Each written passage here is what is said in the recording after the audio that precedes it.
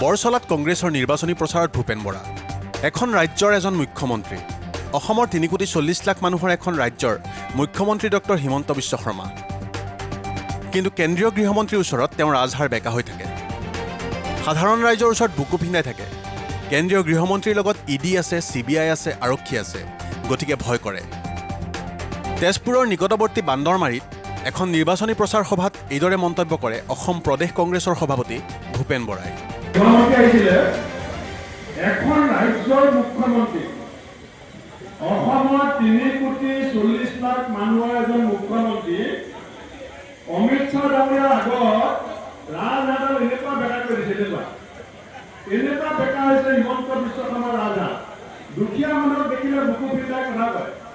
আৰু গৃহমন্ত্ৰীৰ লগত পুলিচ আছে সিবিআই আছে ইডি আছে নিজৰ চাৰিওফালে 2 নম্বৰী টকা পইচা ভৰ্তি আছে ভয় কপি যায় ৰাজহাট এনেকুৱা বেকা হৈ যায় এই অৱস্থাত চলি আছে আমাৰ অসমৰ মুখ্যমন্ত্ৰী বিহগুৰি মণ্ডল কংগ্ৰেছৰ উদ্যোগত শোণিতপুৰ লোকসভাত কংগ্ৰেছ তথা ইণ্ডিয়া এলায়েন্সৰ প্ৰাৰ্থী প্ৰেমলাল গঞ্জুৰ হৈ নিৰ্বাচনী প্ৰচাৰ চলাই বৰাই বিজেপিক মূল্যবৃদ্ধি নিবনুৱা সমস্যাকে ধৰি বিভিন্ন বিষয়ত কঠোৰ সমালোচনা কৰে